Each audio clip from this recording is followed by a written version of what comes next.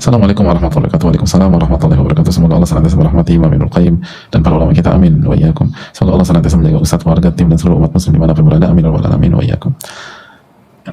Saya ingin bertanya dan mohon nasihatnya. Saya wanita 34 tahun. Saya sedang proses menuju pernikahan dengan seorang laki-laki usia 40 tahun. Secara agama insya Allah beliau baik, namun pendapatan laki-laki ini 4,5 juta per bulan. Kedua, saya juga masih bekerja karena masih membantu keuangan keluarga. Namun saya berkeinginan untuk resign setelah menikah karena ingin fokus mengurus suami dan anak.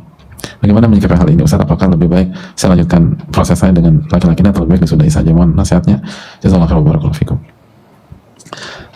Ya, kita inilah hadirin Allah muliakan, bahwa kalau kita kumpulkan seluruh dalil tentang masalah pernikahan, bahwa kriteria calon pasangan kita itu bukan hanya sebatas dia adalah orang baik atau dia orang soleh atau dia wanita baik atau wanita soleha, tapi sesuai kebutuhan kita. Karena ketika Allah fikir membahas tentang pernikahan, mereka menekankan masalah kebutuhan, dan kebutuhan orang itu beda-beda. Kebutuhan orang itu beda-beda. Dan kalau tidak masuk ke sosok yang kita butuhkan, nggak usah dipaksa. Atau kita coba apakah kebutuhan itu bisa di backup dari sisi lain atau tidak. Tapi kalau tidak jangan dipaksa dan yakin kepada Rabbul Alamin. Karena kalau misalnya dipaksa, khawatir akan banyak mudarat yang menimpa kita. Makanya itulah salah satu tantangan dalam pernikahan. Nggak bisa dipukul rata. Orang itu beda-beda. Orang itu berbeda-beda. Artinya peta wanita, misalnya masih gadis menikah dengan peta wanita yang sudah sudah pernah menikah sebelumnya, itu beda. Yang pernah menikah sebelumnya dan dia nggak punya anak, dengan yang punya anak beda petanya. Yang punya anak 1 dengan punya anak 3, petanya beda. Yang punya anak 3 dengan punya anak 13 beda. Jadi semua itu harus dipertimbangkan gitu loh. Jangan nikah aja terus selesai.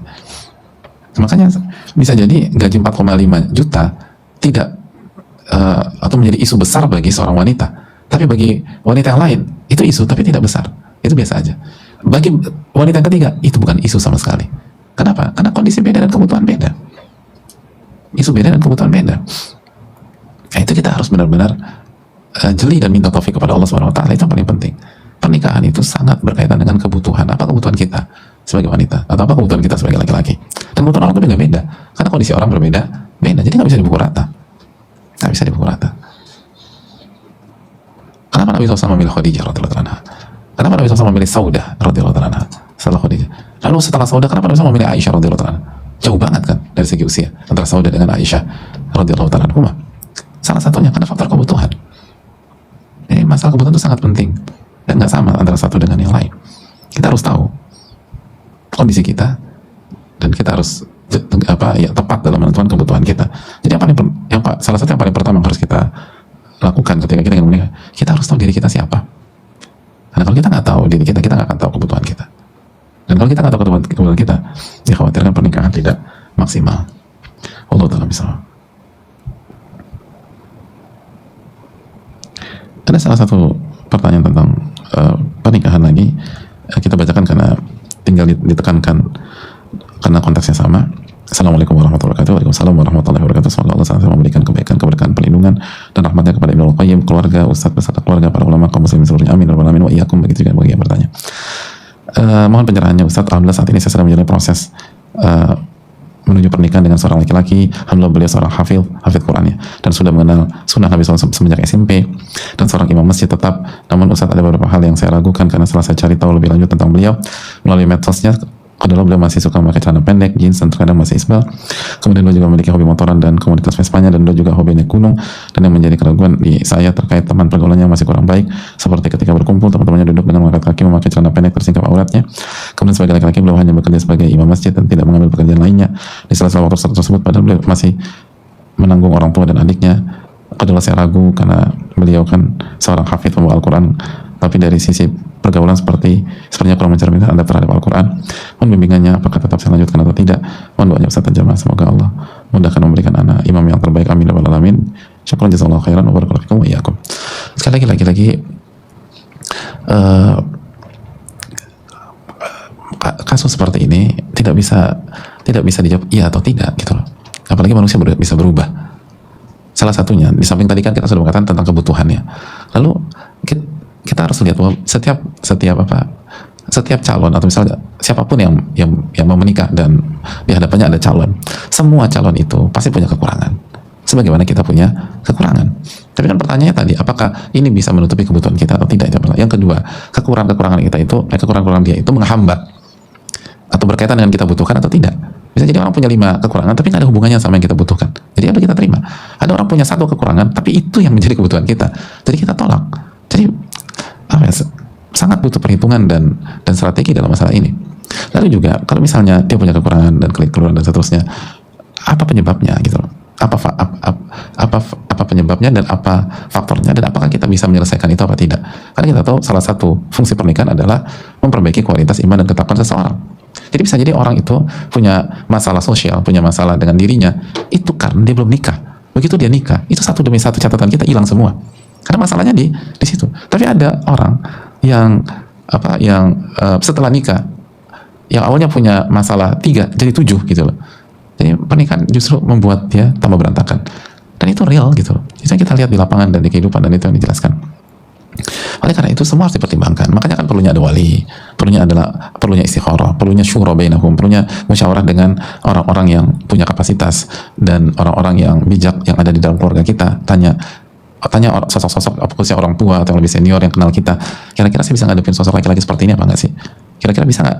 Apa kekurangan dia dirubah dengan pernikahan bersama saya, atau justru saya memperparah dan seterusnya. Karena sekali lagi nggak mungkin ada dapat yang sempurna. Semua punya kekurangan. Nah tinggal apa kekurangannya? Apakah kekurangannya benar-benar fatal atau tidak? Atau kalau bisa diperbaiki, apakah kita sosok yang bisa memperbaiki itu atau tidak? Atau hidup bersama kita bisa memperbaiki itu atau tidak? Atau hidup bersama kita dan keluarga kita itu bisa memberikan hal positif atau tidak? Jadi peta tuh setiap orang beda-beda. Karena karakter beda, kondisi keluarga beda, dan segala macam beda. Ada laki-laki sebelum menikah itu bermasalah, tapi setelah menikah berubah. Dan kuncinya bukan karena istrinya, tapi karena apa? Mertuanya jago. Akhirnya dia merasa mendapatkan sosok seorang ayah dari mertuanya. Jadi Q suksesnya mertua. Terjadi nggak di dalam kehidupan? Banyak terjadi. Jadi peta terus dilihat gitu loh.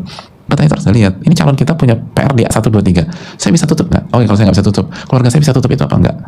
Ayah saya atau misalnya ini laki-laki baik, tapi masalahnya ada fatherless, dan kita punya ayah yang benar-benar hebat, kita punya ayah yang benar-benar jago, dan ayah kita punya waktu untuk quote unquote membimbing anggota baru dalam keluarganya.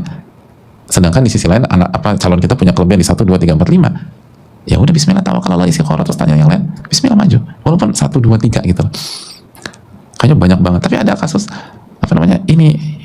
calon saya fatherless sehingga punya PR mental illness yang 1, 2, 3, 4, dan kodolog kita pun juga fatherless gitu loh. Atau orang tua ayah kita nggak fatherless, tapi ayah kita wafat setahun yang lalu dan nggak ada sosok itu. Nah kira-kira kita bisa cocok nggak dengan sosok seperti ini? Jadi ada banyak pertimbangan dalam masalah pernikahan, bukan ya atau tidak.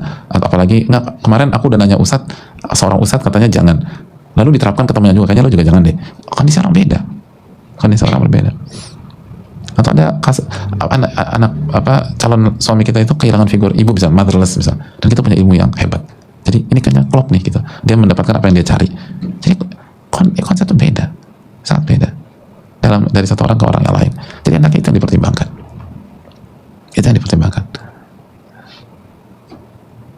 Allah Ta'ala bisa. Makanya kan ketika ada seorang wanita bertanya tentang 2 nama kepada Nabi SAW, dan dua-duanya nama sahabat, dan Nabi SAW tidak merekomendasikan 2 orang tersebut, tapi justru mengatakan inkihi Usama, nikah saja sama Usama, karena Usama untuk profil engkau paling cocok. Dan apakah dua nama yang diajukan itu bermasalah munafik? Enggak, mereka sahabat juga, tapi nggak semua orang cocok dengan kondisi masing-masing. Allah Ta'ala alam.